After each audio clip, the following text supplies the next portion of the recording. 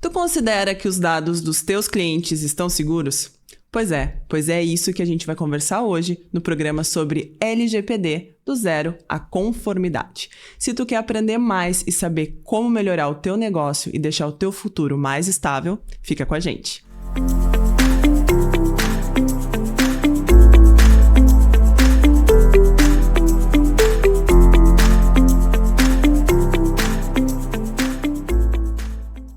E eu começo o programa de hoje dando boas-vindas ao nosso convidado, Dr. Jorge Alexandre Vick, advogado, especialista em LGPD pela Escola do Ministério Público do Rio Grande do Sul, encarregado de proteção de dados pela Acespro RS e fundador da Pivotar Tecnologia e Serviços.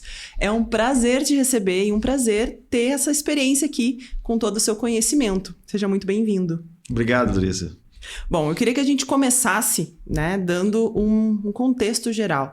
LGPD, o que isso significa? Eu sempre, nos treinamentos que eu ministro nas empresas, Larissa, eu sempre, antes até de esclarecer esse ponto, eu sempre começo com uma pergunta. Se as pessoas que estão ali naquela plateia, elas acreditam ter controle sobre os seus dados pessoais. E a resposta, invariavelmente, é negativa. Nós nos relacionamos com inúmeras pessoas, empresas, ao longo de uma semana, de um mês, de um ano, da nossa jornada. E nós vamos distribuindo, fornecendo nossos dados de forma aleatória. Eu sempre trago o exemplo de farmácias. Experimente comprar numa farmácia um remédio para dor de cabeça, pagando em dinheiro, sem oferecer o CPF. Isso aí virou já usual. E nós fornecemos, e sequer questionamos o porquê daquilo. Tem uma fila atrás de nós queremos ir embora e fornecemos o CPF e vamos embora com a compra.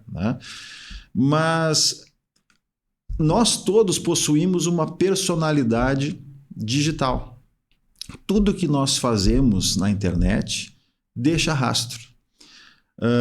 É como caminhar à beira da praia. Nós vamos caminhando e as nossas pegadas vão ficando. A onda do mar vem, apaga alguma coisa, mas não apaga tudo. E assim é a internet.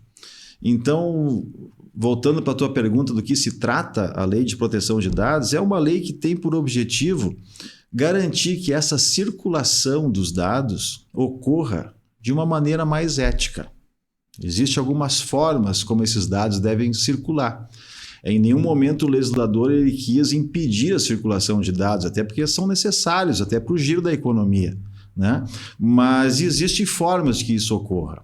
Então, sempre quando nós falarmos de lei de proteção de dados, nós estamos nos referindo a dados pessoais, dados de pessoas, não dados de empresas. Dados de pessoas físicas, pessoas naturais. É isso que se refere à lei. Dados pessoais são aqueles dados que identificam uma pessoa com precisão. Isso é o que a lei conceitua, isso é o conceito de dado pessoal. Então fica fácil no primeiro momento a gente imaginar nome, CPF, RG, número do cartão de saúde, número do PIS. São dados que identificam uma pessoa sem erro. Mas o leque amplia, Larissa. Determinados dados, quando analisados em conjunto com outros, pode nos identificar também. Por exemplo, dependendo da empresa que eu trabalho ou da região que eu more, talvez a cor do cabelo seja identificador. Talvez naquela empresa existe apenas uma pessoa com cabelo ruivo, por exemplo. Então, esta informação pode vir a identificar uma pessoa. E assim vai. Uma foto de uma tatuagem, uma imagem de uma tatuagem, de um braço ou na perna de uma pessoa, pode identificar alguém com exatidão. Não ter dúvida de que se trata de determinada pessoa. Então, esse trabalho que tem que ser feito, esse mapeamento de dados, em resumo, então, todo dado que identifica uma pessoa é considerado dado pessoal e é isso que trata a LGPD. Bom, e como é que a gente pode fazer para entender até que ponto a lei protege o cidadão, porque a gente falou em dado digital, no mundo digital, né? A gente fala de nome completo, CPF, nome da mãe, o endereço, todos esses nossos dados, eles estão em vários cadastros que a gente faz na internet. Como que a gente sabe que os nossos dados estão protegidos? Uma boa pergunta. Não é fácil. Né? A lei, ela nos dá ela exige das empresas, exige de quem trata os dados das pessoas, ela nos exige uma série de princípios que nós precisamos obedecer. Né? Não vou citar todos, que são 10, tá? Mas, por exemplo, existe o princípio da finalidade. No momento que nós coletamos o dado de uma pessoa, eu preciso indicar a ela o motivo pelo qual os dados estão sendo coletados. Para qual finalidade? O que eu vou fazer com esse dado? Com quem eu vou compartilhar esse dado? Né? Isso tem que estar claro, né? No momento da coleta do dado. Esse é um dos princípios. Né? Outro princípio importante é o princípio da segurança. Isso é exigido por lei. Então, o que é isso? Eu tenho que conceder a essa pessoa uma segurança. Eu não preciso ter a melhor segurança em TI do planeta, muito caro. A gente sabe disso, né? Mas eu também não posso trabalhar com antivírus pirata. Né? E assim vai, sabe? Eu tenho que fornecer essa segurança adequada, uma segurança no mínimo mediana para a pessoa. Outro princípio importante, que eu cito mais um apenas, é o princípio da adequação, o princípio da necessidade, melhor dizendo. O que é isso? Os dados que eu coleto, eles realmente têm que ser necessários para aquela finalidade que eu informei.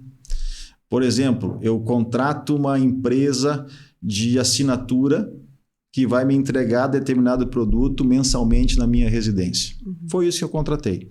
Eu não sou do setor da empresa, mas assim, a gente fazendo um pensamento aqui, a gente pode imaginar que é de bom senso eu fornecer o meu nome completo, por óbvio que eu tenho que me identificar, o meu endereço, onde vai ser entregue, o meu e-mail, que a pessoa pode se comunicar por ali, o meu telefone para mandar uma mensagem de algum problema da entrega. E acredito que vá parando por aí. Né? Não precisamos mais de muitos dados para que esse serviço seja prestado. Né? Mas eu falo por experiência própria. Eu já me deparei com uma empresa desse tipo de assinatura, de entrega de produtos em casa, em que lá pelas tantas me perguntou o meu nome, o nome completo de meu pai e de minha mãe e e-mail deles. Por quê? Né? E o engraçado é que o sistema não girava adiante, não passava adiante sem eu fornecer. Então, eu acabei fornecendo. Né? Mas com que motivo? Se vai ser entregue na minha casa, por que tem que ter o e-mail, o endereço de pai e mãe? Né? E assim vai. Então, esse é o princípio da necessidade. Os dados realmente têm que ser necessários para aquilo que está te propondo a fazer.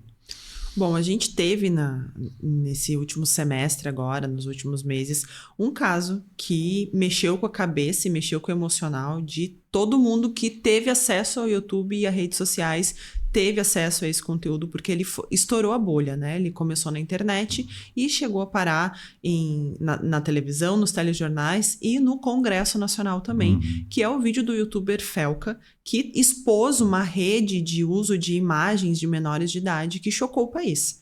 E aí a gente traz para esse universo da LGPD, onde a gente tem o Estatuto da Criança e do Adolescente, que é o ECA, que já tem a previsão ali da proteção da criança, mas a gente tem uma lei mais nova que o ECA, que é a lei da LGPD, que, como a gente conversou, tem 7 anos. Como que a LGPD casa com o ECA na proteção desses menores? Sim. Segundo o ECA, é considerado criança do 0 aos 12 anos. Né? Dos 13 anos aos 18, nós estamos na adolescência. Né? Então, essa distinção é bem importante de ser feita. Como casar isso, vinculando aqueles vídeos do Felca? Bom, primeiro, assim, quem não assistiu esse vídeo, é obrigatório assistir. Né? Aquilo ali desnudou muito o que se passa em várias famílias. Né? Que a criança fecha a porta do quarto, vai para o computador, pai e mãe na sala e vão encontrar apenas na janta ou no outro dia no café da manhã. Né? Então, o risco que se corre ali é muito grande.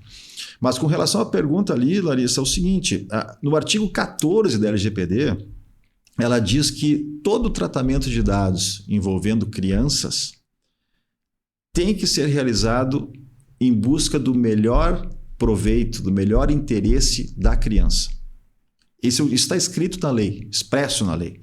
Então, não é por falta de legislação que não se pune aquilo que estava ocorrendo, né? Até foi encaminhado, acho que foi até aprovado já agora na Câmara de Deputados uma legislação a respeito disso, mas já existia LGPD, não é por falta de lei, né? Tem Código Penal, tem Código Civil, LGPD aqui há 7 anos, né? Então, basta olhar aqueles vídeos para concluir que o melhor interesse daquelas crianças não estava garantido ali, muito pelo contrário, né?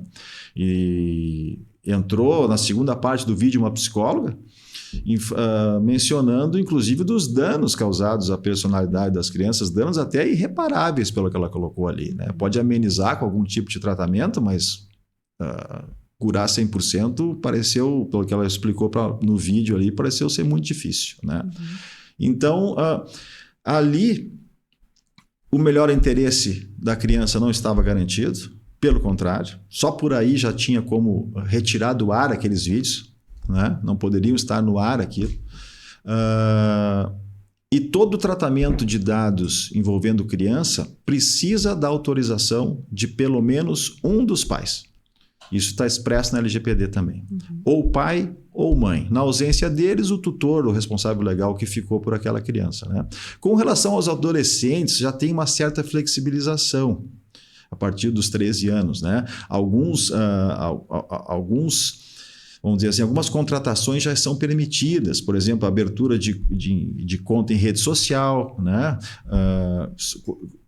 Algo que não envolva muita complexidade, mas, por exemplo, o adolescente não pode abrir conta em banco, né? Não pode contratar um financiamento sem o pai estar junto, né? Então, algumas coisas já são permitidas, como relação principalmente a games, a jogos, né? Eles conseguem fazer algumas contratações ali direto, mas eu não posso exigir, indo nessa linha do adolescente, da criança, eu sempre oriento as empresas nesse sentido. Eu não posso exigir o fornecimento de um determinado serviço mediante o fornecimento dos dados pessoais, a não ser aqueles dados que sejam essenciais para o negócio girar, né? Exemplo prático disso, em jogos, em games, né? Esses jogos têm níveis e o adolescente vai passando de nível no jogo. Eu não posso obrigar a fornecer determinados dados, por exemplo, para ir para o nível seguinte. Uhum. Né? E a gente sabe que isso ocorre, né? Então, olha, para tu passar de nível aqui, tu tem que me fornecer o e-mail do teu pai e da tua mãe, ou, sabe, alguma coisa nesse sentido. Isso não pode ser feito. Então, a gente sempre orienta o seguinte: vai utilizar dados de crianças, de adolescentes, peque pelo exagero. Não custa exigir a autorização dos pais e, mais do que isso, a comprovação de que realmente são os pais, né? Porque a forma digital, todo mundo digita o que quiser, né? A própria criança digita, né? Uhum. Então, a gente tem que exigir algumas coisas, né? Por exemplo, me encaminha o documento, me encaminha uma comprovação de que realmente é o teu pai que está fazendo isso, né? Então, essas são... Daí, alguém da área de TI vai saber explicar da melhor forma de como fazer isso, né? Mas, a princípio, não deve ser... Não acredito que não seja muito difícil, né? Mas peque pelo exagero. Uhum. É a melhor forma. Bom, a gente falou desse contexto todo, mas eu queria que a gente entendesse, aprofundasse um pouco mais nisso, de qual é o papel das empresas na proteção dos dados dos seus clientes. Qual é a responsabilidade que o empresário tem com aquele banco de dados que ele capta? Uhum.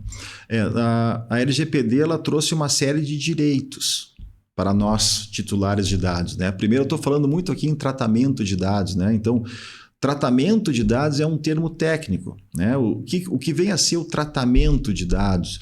É tudo aquilo que a gente faz com o dado desde o momento da sua coleta até a eliminação. Isso é tratamento. Então, a partir do momento que eu arquivo um dado no meu Word, no computador, é um tratamento de dados. Quando eu excluo um dado, é um tratamento. Quando eu encaminho um dado por e-mail para alguém, eu estou tratando o dado. Então, esse vem a ser o tratamento. Então, tudo aquilo que a gente faz desde o primeiro momento que coletamos, toda a vida útil do dado na empresa, até a sua exclusão, né?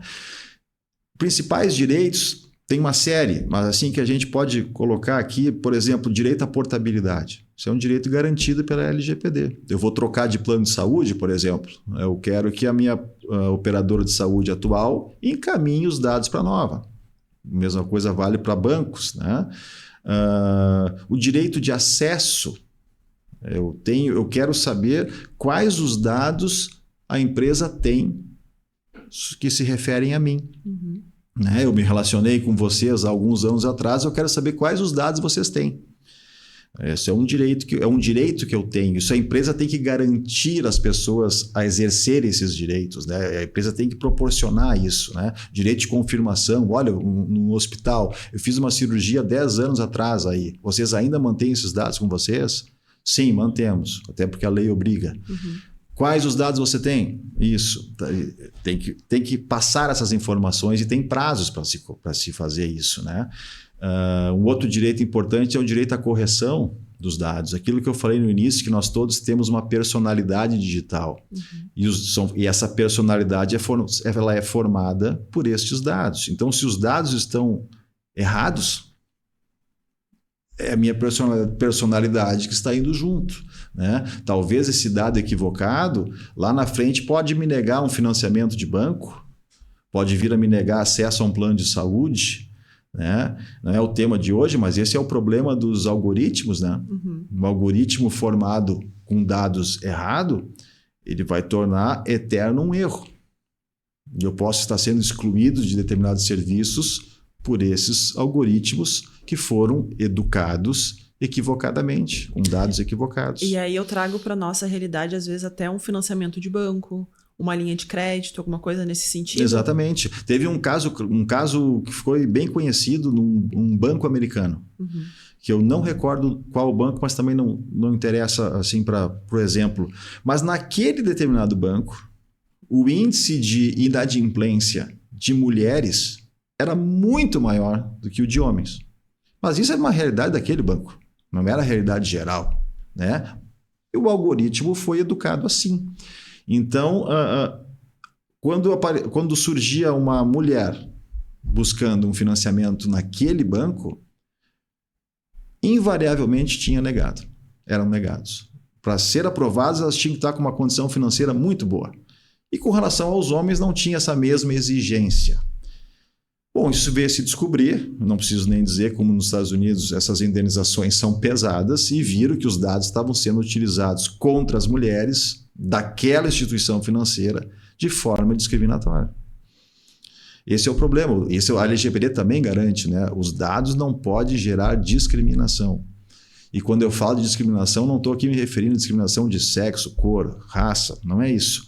É eu não acessar determinado serviço em razão desse uso equivocado de dados, né? Como esse caso, exemplo de banco, né? Nós temos outros exemplos de pessoas que não perdem determinadas ofertas de emprego. Tem até um vídeo muito, muito educativo no YouTube com relação a isso, né? Que mostra são atores, mas mostra bem como é que funciona. Dados que a pessoa, o candidato ao emprego, já tinha uma certa dívida com relação à luz da sua casa, estava com aluguel em atraso, claro, estava assim que estava desempregado, né? Justamente para isso. E na hora da entrevista, o entrevistador diz o seguinte: olha, o seu currículo é muito bom, mas infelizmente encaixa muito conosco, mas nós não vamos contratá-lo. E daí se busca, faz todo um vídeo muito bem feito, faz todo um retrocesso de locais onde essa pessoa ia fornecendo os dados, e esses dados chegaram até o seu recrutador. Então o recrutador olhou aquilo e disse: poxa, uma pessoa que não paga aluguel já há 3 meses, conta de luz atrasada, frequenta consultório psiquiátrico, está com forte depressão, é uma pessoa que talvez não seja boa para a vaga de emprego. Então, entende? Os dados ali eram um exemplo de como os dados foram utilizados para discriminar alguém. Discriminar, no caso, seria a não contratação, né? Apesar do currículo ser muito bom. E assim tem vários exemplos, sabe, Larissa? É um exemplo muito... Na prática, ele é muito claro, né? Porque acho que já está intrínseco nas pessoas de que dados médicos são privados. Exato. Mas aí quando tu coloca num contexto onde um dado médico da tua saúde é usado contra ti, isso fica muito claro qual a importância da gente preservar a identidade dos nossos dados, né, das nossas informações pessoais. Sem dúvida. Um exemplo prático que tem com relação à área de saúde pode ser utilizado até por mim mesmo. Eu, há muito tempo, eu compro remédios para pressão para um parente meu, né? E eu não tenho pressão alta, mas eu compro já há alguns anos já isso. Isso está lá no meu cartão. Vou em várias farmácias, não tem uma farmácia específica, né? Em várias, vou passando e saio lá, forneço meu CPF e fica registrado lá que eu estou comprando remédio para pressão.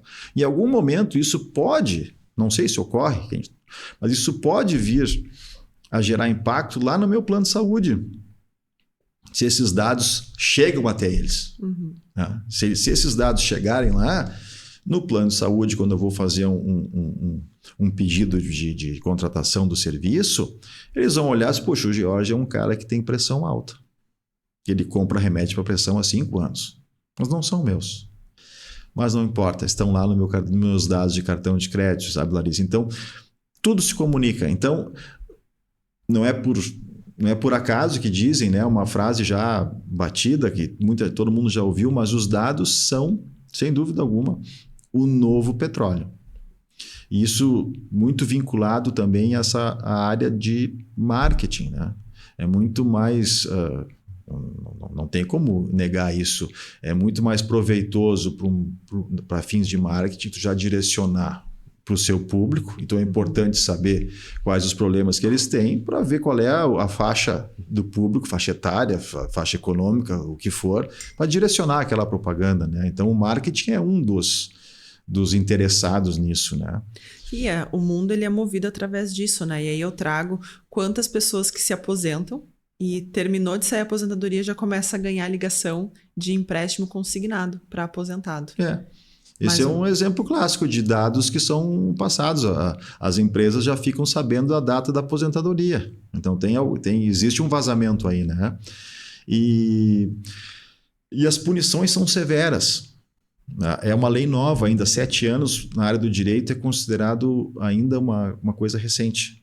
Apesar de 7 anos não ser pouca coisa, né? A gente traz isso para a nossa vida pessoal, nos lembramos de nós 7 anos atrás, né? Mas para a área do direito ainda é algo recente.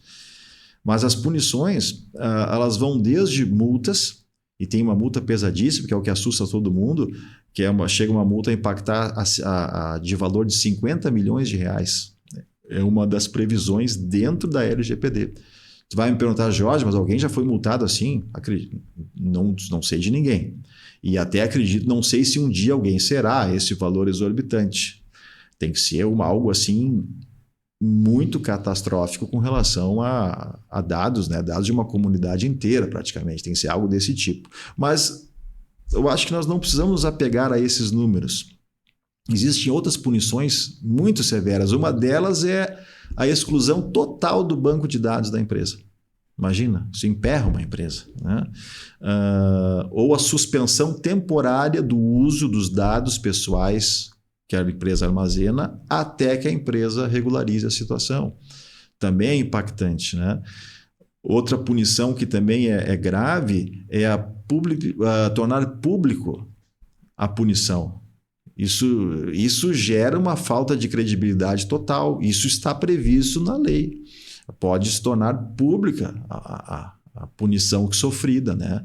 Isso gera um descrédito total.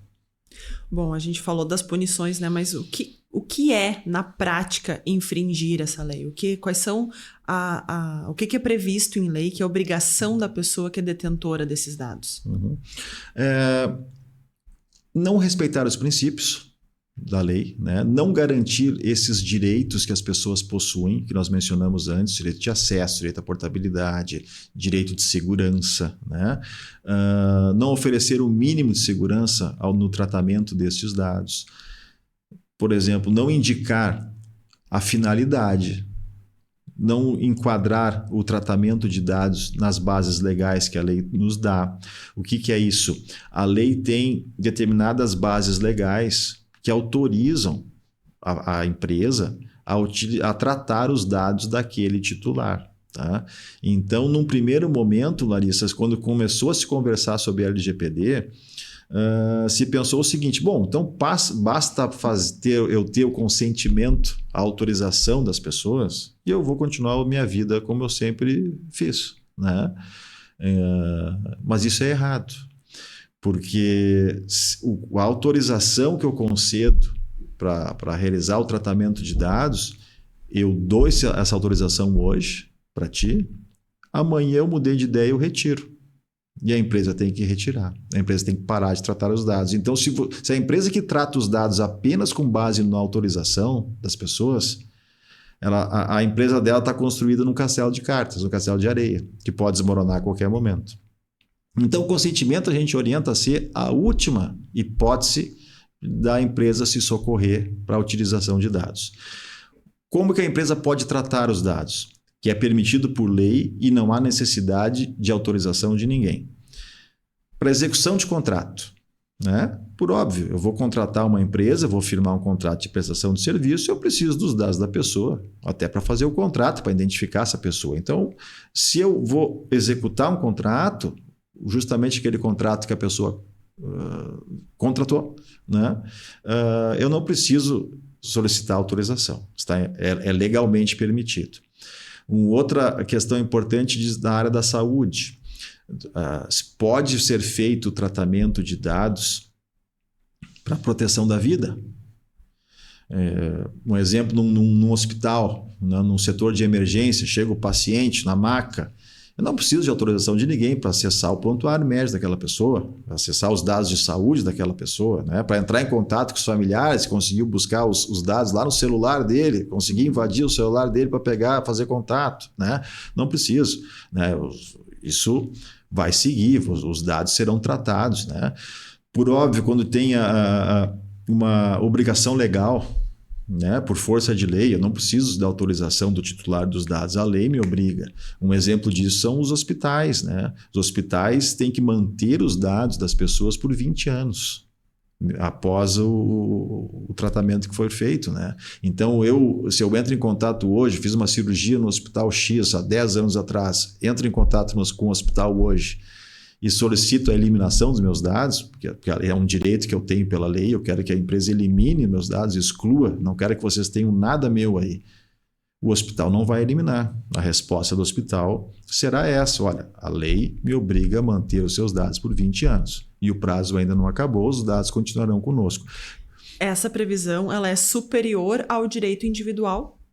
Essa sim, é porque é uma legislação que impõe ao setor de saúde a manutenção dos dados por esse período. Então, o hospital diz: olha, por mim eu também eliminaria, mas eu não posso. Tem uma lei que me obriga a manter esses dados, então eu sou obrigado a manter. Né? Essa é uma lei específica do setor. Né? Então, a pergunta, né, como é que a empresa age corretamente com relação a isso? Primeiro, na hora da coleta dos dados, tenta enquadrar em alguma dessas bases legais que te autorizam a utilizar os dados sem precisar de autorização. Né? Pode acontecer de não encontrar nenhuma ali. Aí nós utilizamos o guarda-chuva do consentimento. Então, olha, Larissa, eu preciso dos teus dados, tu autoriza a utilização dos dados aqui, daí indica bem a forma, tem que indicar, esse consentimento tem forma para fazer. Né? Muita gente acha que faz uma autorização ampla e geral e segue a vida. Né? Não, nessa autorização eu tenho que indicar a finalidade, o que eu vou fazer com os teus dados, por quanto tempo, de que forma eu vou fazer isso. Olha, eu vou fazer essa veiculação dos teus dados pela internet, ou né, com quem eu vou compartilhar. Então eu tenho uma série de requisitos que eu preciso ter para que esta autorização que me é dada não seja considerada nula depois. Né? Bom, e como é que uma empresa se prepara para dar segurança tanto para si, né, para poder operar com os dados, como para os clientes e pessoas que vão fornecer os seus dados? Qual é a preparação básica que tu recomenda? Olha, investir muito em treinamento dos funcionários. Né? Nesse plano de adequação que eu implemento nas empresas, a primeira coisa que nós fazemos ali, Larissa, é a formação de um comitê. né, que eu coordeno, mas nós formamos um comitê. E quando eu falo um comitê, o pessoal de empresas menores pode já, puxa, isso não é para mim. O comitê pode ser 2 pessoas. O empresário pequeno, tem 2, 3 sócios, 2 sócios, o comitê serão os 2 sócios. Né? Nós formamos um comitê, por ali tudo passa envolvendo proteção de dados. Ali que são feitas as atas, as reuniões, o que foi decidido. Tá? Nós formamos esse comitê. Feito isso, nós nomeamos o encarregado de proteção de dados. Essa é uma função obrigatória. Toda empresa necessita contratar um encarregado de proteção de dados. É requisito formal da lei, tem que cumprir. Quem está isento dessa responsabilidade? As pequenas empresas, microempresas e empresas de pequeno porte. Startups também. Uhum. Essas não precisam contratar, por causa do custo. Né? Mas, apesar de não necessitar contratar, elas têm que deixar à disposição, preferencialmente no seu site, um canal de comunicação dos clientes com alguém da empresa em que eles possam exercer esses direitos que nós falamos antes. Então, esse canal tem que estar à disposição. Tá? Indicado o encarregado, nós passamos a fazer um mapeamento dos dados. Tá? O que é isso? É importante que a gente tenha noção de quais os dados que a empresa utiliza, até para classificá-los como dado pessoal, como dado sensível. Né? O dado sensível é todo aquele dado que gera algum tipo de discriminação. Né? Os dados de saúde estão ali envolvidos. Né? Dados de convicção religiosa estão envolvidos nos dados sensíveis. Dados relativos à filiação a partido político ou sindicatos também são considerados dados sensíveis. E o mais importante de todos, os dados de saúde. Né? São dados sensíveis que exigem um rigor maior de proteção. Isso é exigido pela lei. Tá? Então é importante fazer esse mapeamento para ver o que é o dado pessoal simples, vamos dizer assim, e o que é dado sensível. Nós separamos isso. Né? Feito o mapeamento, nós partimos para as adequações contratuais. Nós temos cláusulas que são obrigatórias a constar em contratos, desde contratos de trabalho até contratos com prestadores de serviços, contratos com fornecedores. Precisa estar regulada essa questão da proteção de dados. Por que isso, Larissa? Porque o legislador encontrou uma forma de obrigar todo mundo a se adequar. Ele responsabilizou todos de forma solidária. Então, todo mundo é responsável. Então, eu me relaciono com a empresa X. Eu posso estar adequado à LGPD, eles não.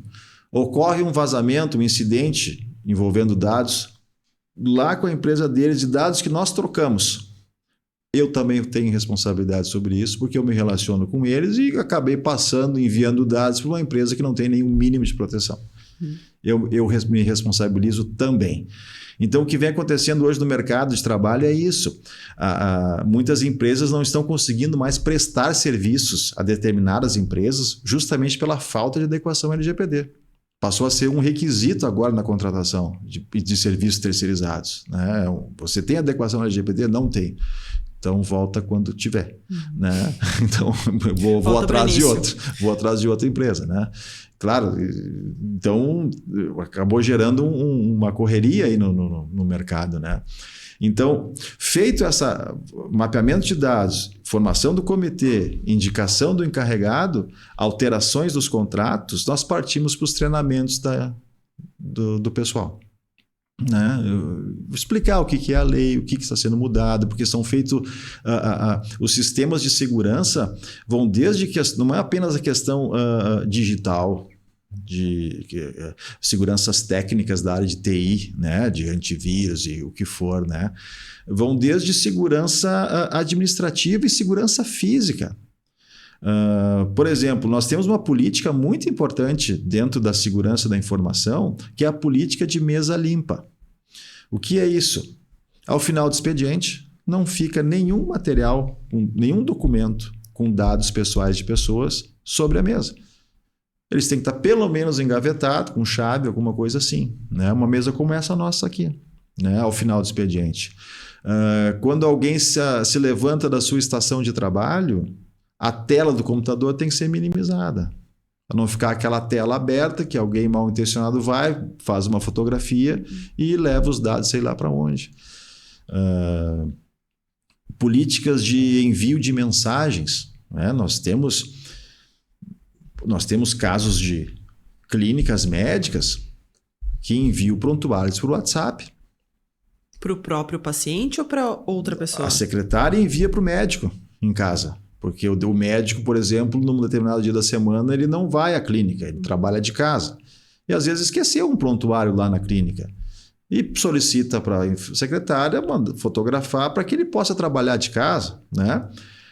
Nunca tiveram problema, secretária corretíssima, enfim, mas isso não é mais permitido. Na verdade, nunca foi, mas se é o dia a dia, a gente sabe disso, é mais fácil e talvez a clínica tenha dificuldade de mudar esse procedimento.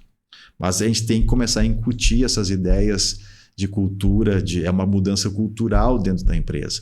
Porque se a gente para pensar assim, você imagina uma secretária, muitas vezes até a clínica não tem sequer um plano de telefonia empresarial, né? É o próprio celular, às vezes, pessoal da secretária, que fotografou o prontuário de uma pessoa e mandou para o médico. Essa fotografia está no celular dela. Pode ser uma pessoa que conheça, e muito bem num churrasco de domingo, mas lembra do fulano de tal? Poxa, olha aqui o que ele tem, está fazendo tratamento aqui, olha só que coisa chata. E assim vai. Então, não é fácil mudar isso, porque a gente mexe num vespeiro dentro de uma empresa, né? Nós chegamos lá muitas vezes, poxa, o que esse cara está querendo fazer aqui? Nós funcionamos muito bem assim a vida toda. E agora eu não posso mais mandar uma foto para o celular?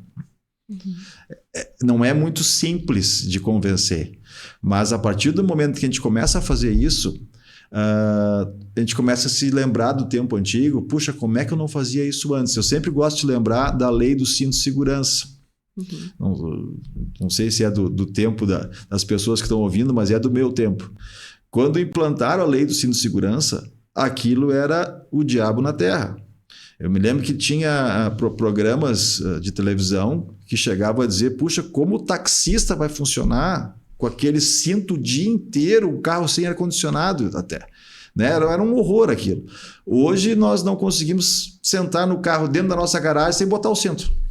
Né? É a questão do costume, né? E aí, se a gente olhar um pouquinho mais para trás, tu fala do cinto de segurança, é do meu tempo também. E eu lembro, claro, ajustando as realidades, mas eu era uma criança nessa época.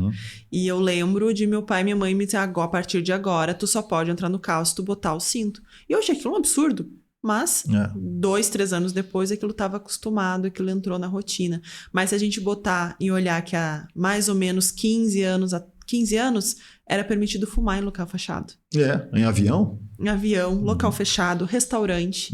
Restaurante daí começou a ter as áreas de fumante. E quando aquilo foi proibido, foi um absurdo. Como assim eu não posso mais fumar? Hoje, a pessoa que fuma, ela já sabe que ela pode fumar ao ar livre. Ela pode fumar fora daquele restaurante. E a pessoa que está dentro já sabe que lá dentro ela não vai ficar com cheiro de cigarro na roupa. Coisa que há pouquíssimo tempo atrás era uma realidade completamente diferente. Bem lembrado. Então nós temos uma série de medidas, essas políticas são muito importantes. Né? São políticas internas de uma empresa, códigos de conduta. Né? Nós temos que estabelecer dentro de uma empresa um plano de resposta a incidentes.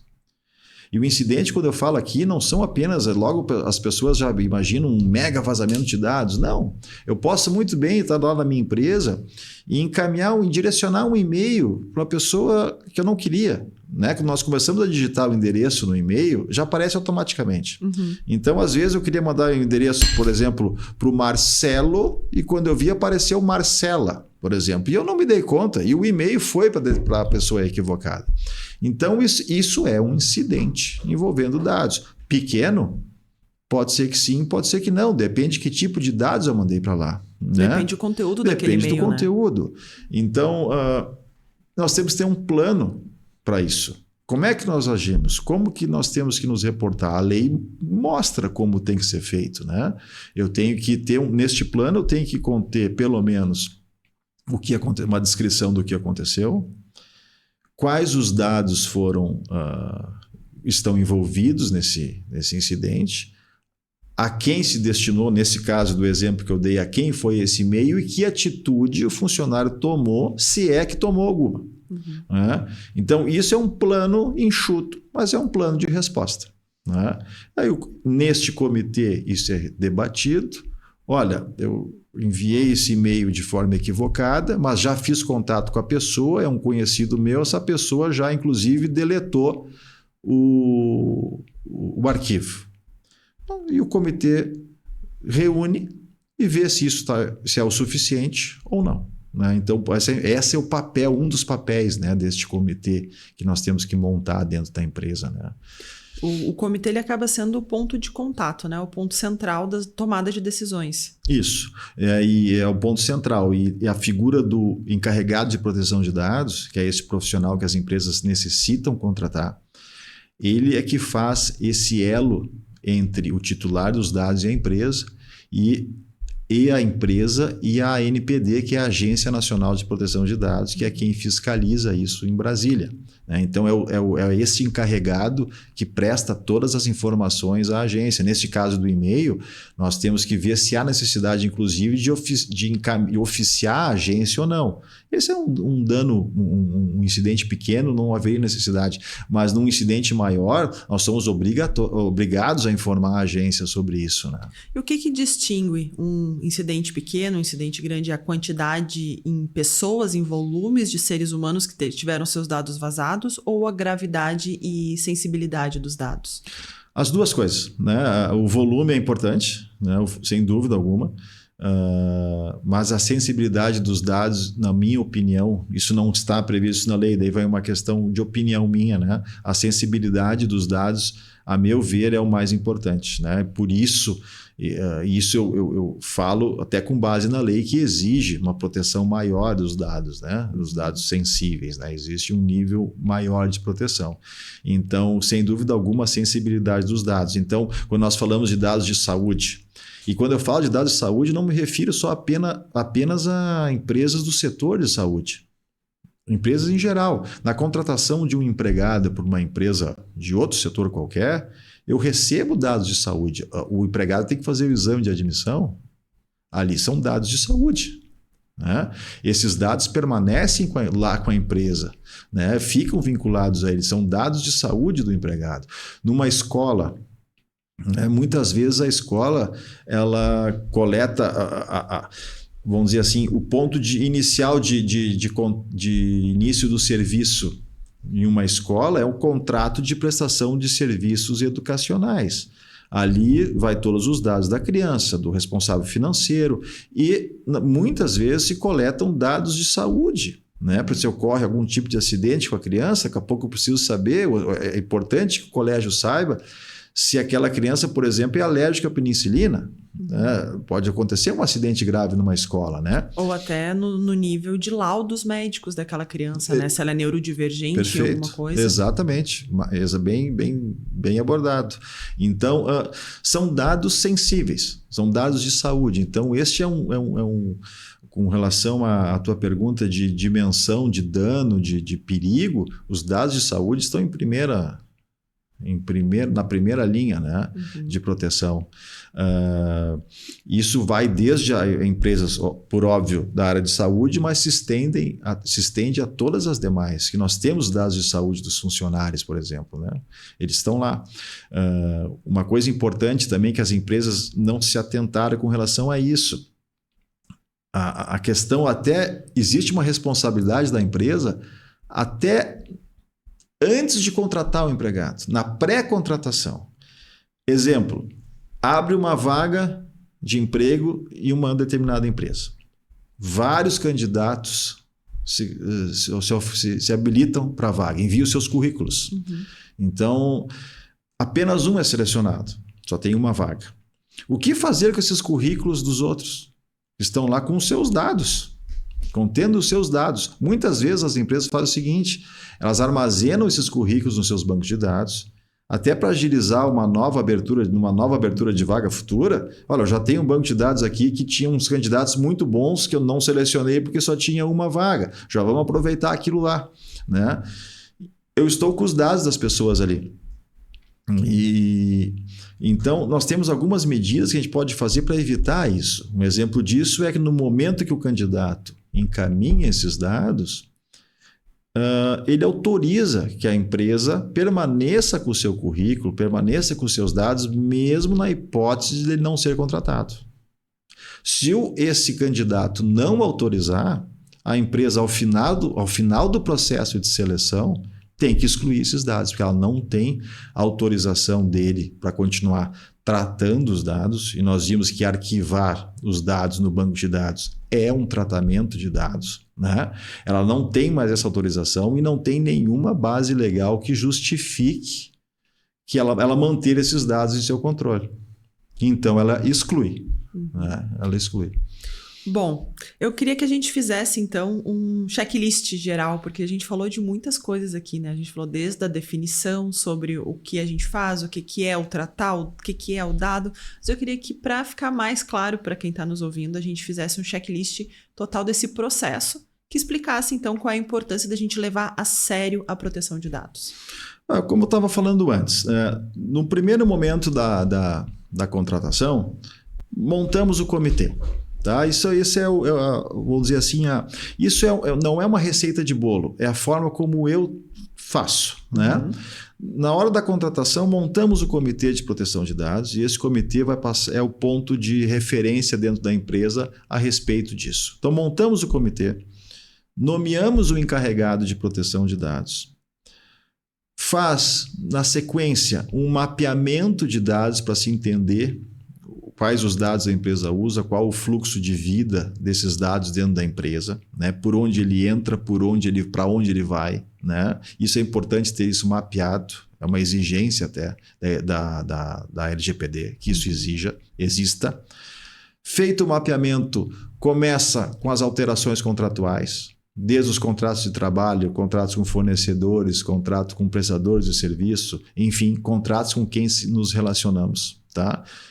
Então, feito o contrato, nós partimos para a elaboração das políticas de segurança, códigos de conduta, política de privacidade, adequação dos sites das empresas. Né? Existem alguns requisitos que necessitam ser feitos no site. Né? Por exemplo, o nome do encarregado de proteção de dados tem que aparecer no site. Isso é obrigatório. Né? Feito toda essa parte documental, partimos para os treinamentos. Que daí também é uma questão bem, bem importante por causa da cultura dentro. Porque muitas empresas acham, Larissa, que a adequação LGPD, e tem muita gente vendendo o serviço dessa forma, é apenas adequação contratual. Insere lá as cláusulas que precisa e acabou. Não, muitas vezes não. É até pior.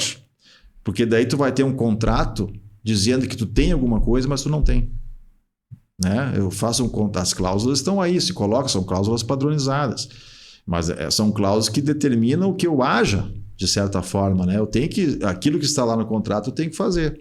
E muitas vezes as empresas estão com os contratos feitos, muito bem redigidos, nós vamos ver se sequer o site está adequado. Né? Então ela não tem nada daquilo. Então esse é o trabalho, vamos dizer assim, é o esqueleto. E a partir daí a gente vai ampliando de acordo com a necessidade, de acordo com esse mapeamento, como o mapeamento demonstra. Né? Às vezes a gente pensa uma coisa e é mais ampla do que é, ou às vezes é menos do que é.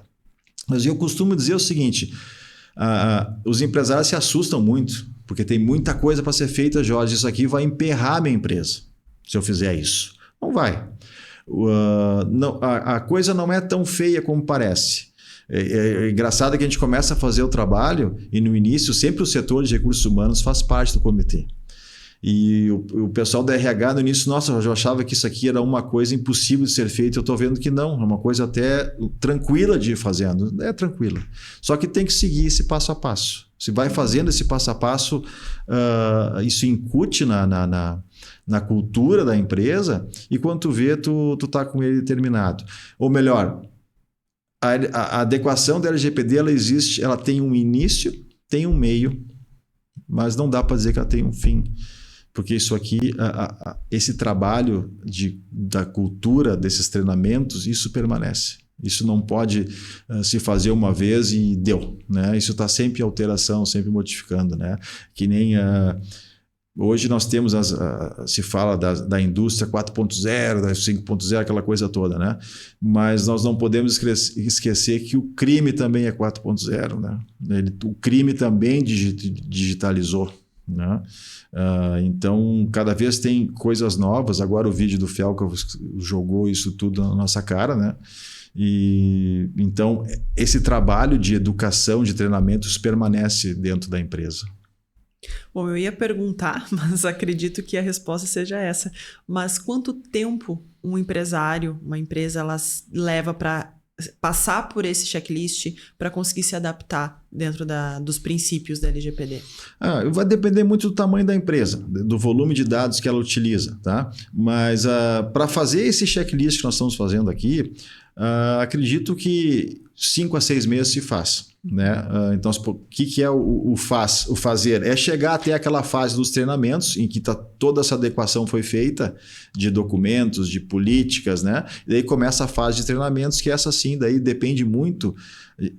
A gente sempre depende muito da empresa, sabe? Que nem assim, eu atendo um hospital que é difícil parar o hospital para fazer um treinamento.